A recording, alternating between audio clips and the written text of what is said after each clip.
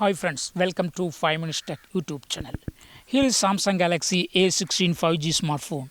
In this video, you will know one of the hidden feature called opening camera by double pressing the power button. Okay, so here, how to set. First go to the settings of your phone here. Then go to advanced features. Go to advanced features and here you will find side button. Just click on it and just turn on this button, double press, and keep double press to the first point, quick launch camera. Okay, so even if you lock your phone, okay, if you double press this side key, your camera will open. See here,